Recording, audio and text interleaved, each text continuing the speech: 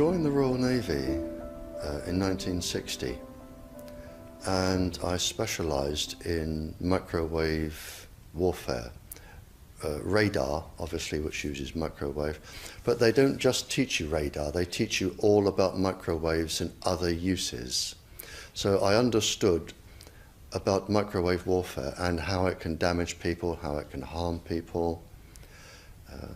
And when I finished with the Royal Navy, I was also a diver in the Royal Navy, and microwaves are used in underwater mines as booby traps.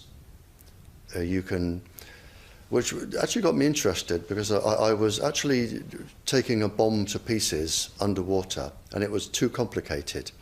And I brought it to the surface, and my partner that was on the surface said, "Don't be an idiot, take it back down." He said, "If somebody's beaming you with microwaves, they'll go right through you, and as you open the casing, trigger a photoelectric cell, and it'll blow all of us up." And he said, "If it doesn't go through to the bomb, it'll aim it at your head and make you make a mistake." And that's really got me interested from that point, because I thought, well, how can microwaves going into your brain make you make a mistake? And I asked a lot of questions. I have a very curious brain. And the forces, they're very good at explaining things and telling you things. So I did that, and I also did a medical course while I was in to help me understand everything. And when I left, a small part of my job was to question captured agents, spies, terrorists, because microwaves then were used as weapons, as they are today. It is a perfect stealth weapon. And when governments don't like a group of people, for instance, the ladies who protest at Greenham Common in England about the American missile base they camped, they were microwaved. It goes on all over the world. And it's a weapon that you don't know you're being targeted, because the dose is very, very low, which is actually more dangerous than a high dose. It's very, very low, and it may take a year or two, but you can cause neurological damage and cancers with low-level microwaves, and you can make all your opponents sick. It's a perfect weapon for a government to use. So that was going on, and I gathered all the information about that from people who were captured from other countries to find out what technologies they had, what pulse frequencies they used. But as I stressed, it was only a small part of my work, but because I was highly trained in it and I was useful, it just became a part of my working structure, along with master criminals and terrorists and all sorts of people that I found incredibly interesting, actually, to talk to. Very, very interesting. And then when I left there, I took a job teaching, and I taught advanced level physics, and I specialized in nuclear and atomic radiation, and again microwaves. And I've just always been in microwaves. And then it was a doctor. I went to see a doctor once, as most teachers do, with a sore throat. And he said, as most doctors do, "It's viral, there's nothing I can do for you." And I was leaving, and he said, "Hang on, Barry," he said, "you're a physicist." And I said, "Yeah." And he said, "Can you explain something?" He said, "I went to a house that had a cot death 5 years ago. And the family moved, and a new family moved in. They had a new baby. The cot was in exactly the same place, and there was another cot death." And he said, 5 years apart. And he said, "There's a transmitter the other side of the child's bedroom wall. Could the transmitter cause the cot death?" And I said, "I don't know." I said, "But I'll look into it." And then I found that microwaves were involved, and I knew what microwaves did. And A while later, I went back to the doctor, I wrote a paper on it, and I said, there's your answer. Microwaves can cause cot death by 2 or 3 different mechanisms. There's your answer. And then, for some reason, he told somebody who told somebody, and people started phoning me up and writing to me, saying, can you explain this, or can you help with that? I've never actually asked anyone if I can do anything. They always come to me. And then the police came to me and said, we're getting this new Tetra airwave system, we don't understand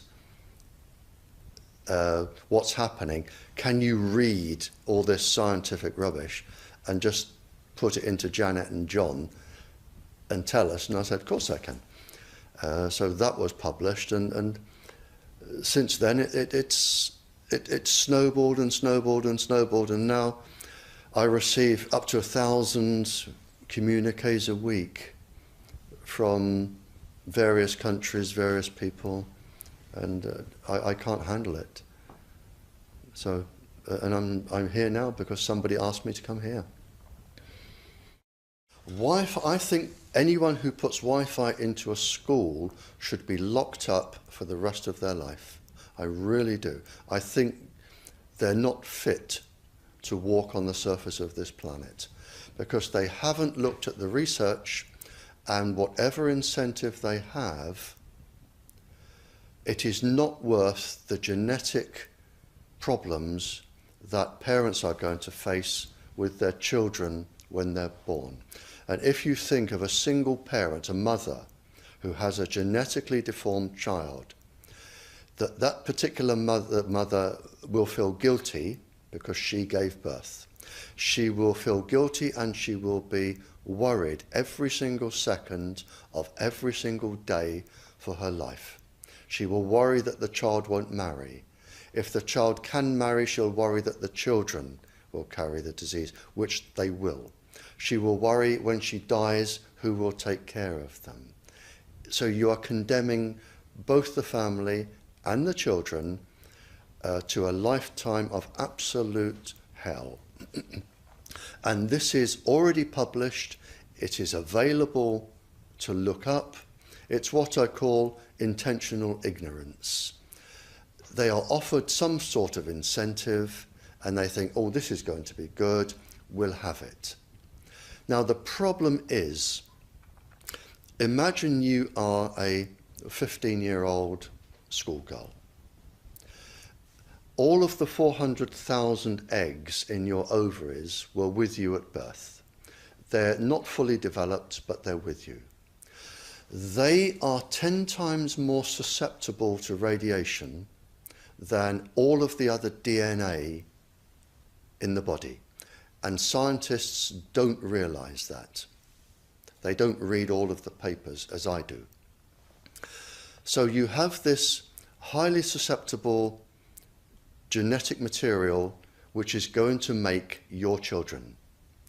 And you are irradiating it because Wi-Fi's, they are transmitters as well as the routers, as well as the ones either side of you. They are all transmitting at this height through your ovaries. So you are risking the damage, the DNA damage of your child every time you sit down and you use Wi-Fi. And it's like saying, if I smoke a cigarette, which one will cause the damage? The answer is I don't know. It could be the one today. So you now have a child that has a probability of being genetically damaged. But the real damage is when that child grows up. You have genetic material in your ovaries which could be damaged. Now, the real problem comes, so you have a child that could be born genetically damaged, but the real problem comes when you become pregnant. If you are a teacher or a mature student and you become pregnant, because the embryo inside your womb In the first 100 days, all of those 400,000 eggs are forming in your embryo, your child's ovaries. So your child could be born with genetically damaged eggs. And the main thing about the eggs in the ovaries of your child is that they have absolutely no protection. It hasn't been developed yet. We have a natural protection against microwaves. It was developed since the Stone Age against thunderstorms and massive amounts of radiation coming into our body. But in your embryo, your uterus, in the fetus, where your child is developing for the first 100 days, in the ovaries, the eggs do not have that protection. So they are at maximum risk from radiation. And for the first month or so, you wouldn't even know you were pregnant.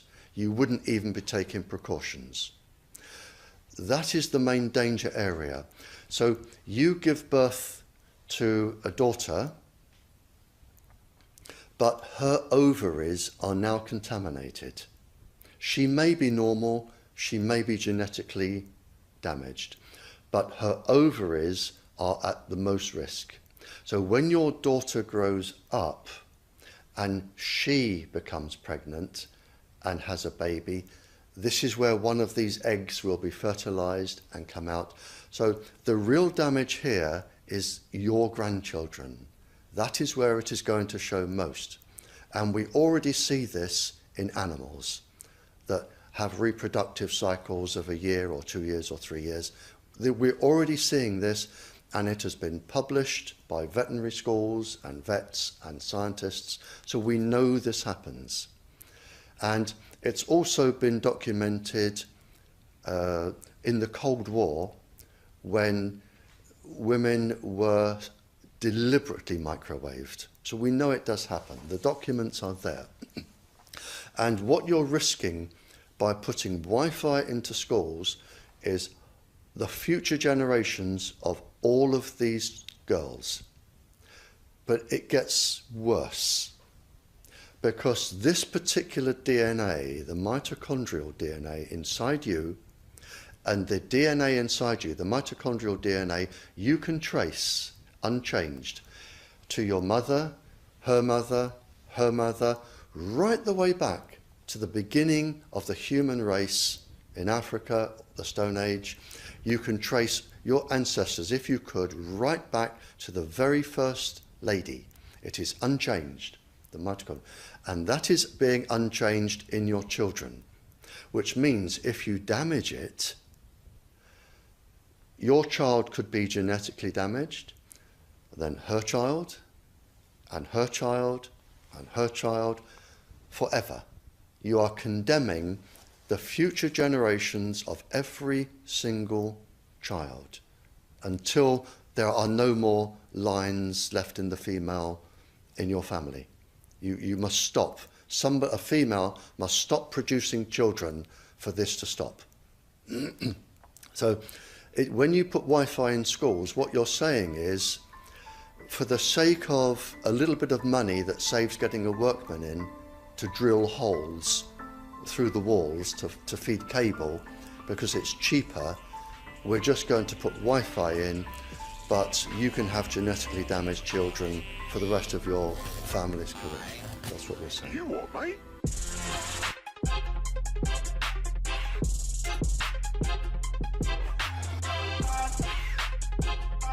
Yeah.